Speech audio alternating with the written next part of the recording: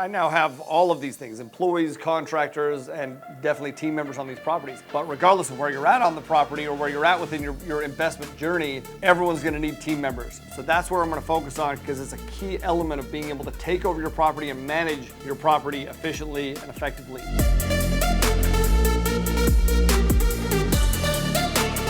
I just want to clarify a difference. The difference between hiring an employee to work within your acquisitions company versus hiring an employee to work on your property within your new entity that you're going to buy this property from. Your acquisitions entity owns a bunch of properties. Maybe this is your first, okay, maybe it's your second, but eventually you'll own a bunch. And there's a bunch of things that you do within your acquisitions entity that these employees can help you with. The employees that you're gonna hire to work on your property, they are specific to that one property. And they're actually employees of the management company that the property reimburses the management company for. So they're not actually your direct employees. You don't have to deal with the headache of payroll or workers' comp or insurance, all the hassles that come with employees. You get a benefit from the employees without the hassles of employees.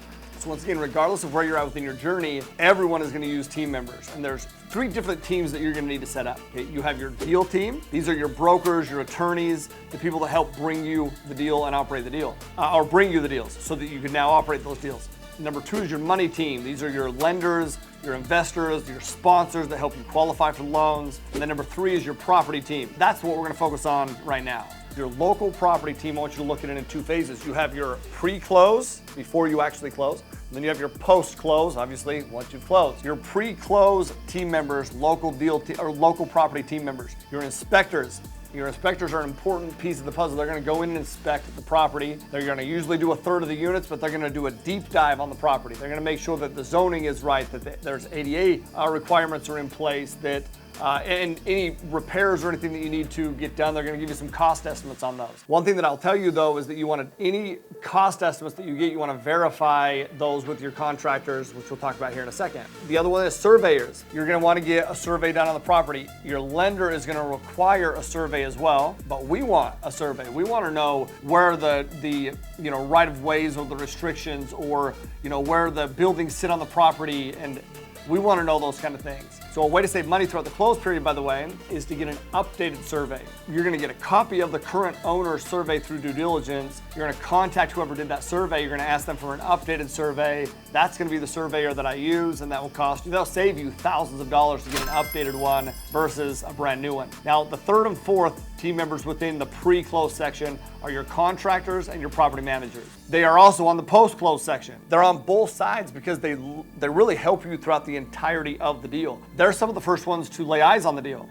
Contractor's gonna go walk the deal, make sure that it's a good deal. Your property management company can do the exact same thing. They'll also go and pose as a tenant. They'll pose as a tenant, meaning walk the property, pose as a tenant, and see what they find out on the property. What I've learned, if I've learned anything, once again, a mistake that I've made is just relying on the brokers to give me this information. And then what I do, in an emerging market, I fly out to these areas, I see this property that I've seen on an offering memorandum from the broker, and it looks a lot different. See, my property management companies and my contractors can go walk that property for me before I spend the money to go fly out to the market to let me know, should I spend the money to go fly out to the market. Understand that I'm not paying them anything up front to go and do that. These individuals get paid money once I have a deal. They want to provide value to help us close a deal so that they can obviously create wealth for them by managing and working within that deal. So contractors and property management companies are critical for you because, once again, in an emerging market, they're some of the first people to lay eyes on the deal. Now, I'm gonna start with contractors and give you some guidance on here, some tips here, okay? Because contractors are a beautiful piece of the puzzle, but you wanna make sure that you find and use a contractor that is a great one. And I'm gonna give you some of my rules of thumb for contractors. Number 1, the best way to find them is through referrals. I get these referrals from brokers, from other property management companies, because once again, I wanna make sure that I vet these individuals. Another one that I love to get them from is attorneys. Attorneys deal with a lot of people throughout the closing period and throughout the hold period. So if there's problems or issues, the attorney is usually involved within the property. They have good referrals for contractors. Now, my other tip is, once you find a good one, keep them happy. Pay them on time. And the quicker the better, man, because contractors are always chasing down money. Don't be another pain in the ass for them. pay them on time. And if you do that, here's what's gonna happen. Number one, they're gonna be grateful. And number two, they're gonna make your work a priority. If you don't pay them on time, if you're slow paying them, number one, you're gonna have a hard time finding good contractors. And number two, they're not gonna make your work a priority. I want my contractors to know that I'm grateful for them, that I value them, and that I pay them on time to make sure, once again, that they make our work a priority. That'll allow you to provide more value to your tenants. And the more value that you can provide to your tenants, the better your property will perform. Now, your property management company is where I want to wrap this up, because your property management company is the most critical component besides yourself to making sure that this deal is taken over properly and ran properly and profitable throughout the whole period. Number one, my rule of thumb is you're gonna choose a local company. Make sure that you choose a local property management company, because every single area has different nuances, intricacies within the market that you're in.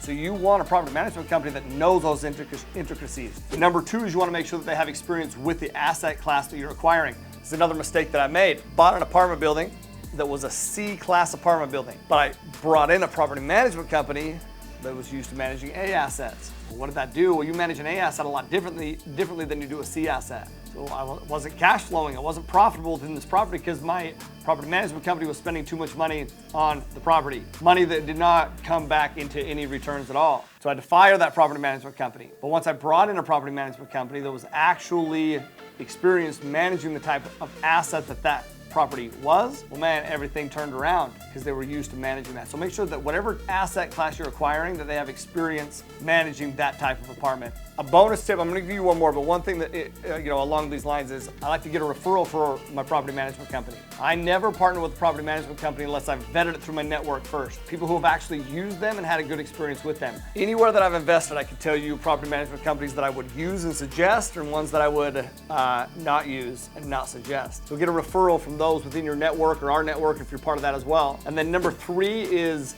make sure that they have experience with your business plan, with your specific business plan. Like for example, did they have, let's say it's a reposition deal. All reposition deal means is that you're gonna go in and do a bunch of work on the property. Do they have experience doing that? Because on a reposition deal, now there may be heavy delinquency. There may, that may require evictions. It may require some restabilization. And all of those come with new headaches, a whole new level of concern. And if they don't have experience with that those problems, those concerns are gonna fall on your shoulders. And your job is to manage the property managers, not to manage the property. So your job is really to manage the managers and go buy more properties. That's your job. So you need to make sure that you put systems, processes, and everything in place to make sure that these property management companies are performing at the way that they need to perform. All of that comes down to, or a lot of that comes down to though, number one, just making sure that you're partnering with the right one. So how do you do that? Okay, I interview my property management company. That interview is a deep dive interview. I have 45 questions that I walk through. 45 questions that I walk through, and all of those questions are broken down into 7 major categories. And I actually have included this for you in the link below. If you click a link in the description, you'll be able to download that 45 question interview sheet that we use for property management companies. And once again, that just like hiring an employee for your business, you want to interview them. You want to make sure that you're interviewing your property management company. What I realized when I started is I had no idea what questions to ask. So I did a lot of research and I did a lot of study and got a lot of guidance on what questions to ask. At first I had 10, then I built the list of 15, then 27, now 45. Now, that doesn't mean that you need to ask all 45 questions, but you need to understand that you need to ask a lot of questions. Once again, they're broken down into 7 major categories. So those categories are 1, the property manager's background. Number 2, their fee structure and their contract. Number 3, the property manager's legal history. Number 4 is the property manager's homeowner, how they communicate with you. We need to communicate with them regularly, literally weekly basis. We need communication, and a lot more than that, in the beginning stages. Number 5 is the lease and tenant screening strategy. How do they screen for tenants? We have a way that we screen for tenants, but I want to know how do they screen, because I want to make sure maybe I learned something, but also I want to make sure that they're screening for the right, proper things. Number 6 is property maintenance and tenant relations. How do they take care of those tenants? One of the ways that you can do that is you can go walk and see. I'm going to get a list of the properties that they have. Here's a tip for you. I get a list of current properties that they're managing. I'm going to go walk one of those properties. I'm going to see how it looks. I'm going to talk to some of the tenants if they're out in the parking lot. I'm going to see how it is. I'm going to see what the environment looks like, what the culture looks like, what the community looks like, what the energy looks like. And then number 7 is how do they market? How do they market to attract new tenants? What is their strategy? Can they show me a history of performance? And also, how many properties do they manage?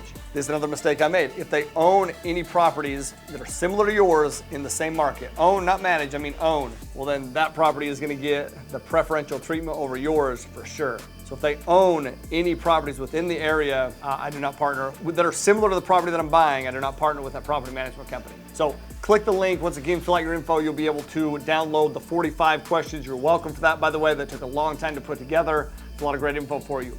Once again, at the end of this, leave me a comment with more questions that you have. I love to answer those for you. So the things that I've taught you today, put them into place. These are things that we've tested and tried and worked and actually implemented on over the past decade and have helped, hundreds, thousands of people just like you to do the exact same thing. So if you found some value, man, share, subscribe, like, all those kind of things. Live always to the low, my friends. Peace.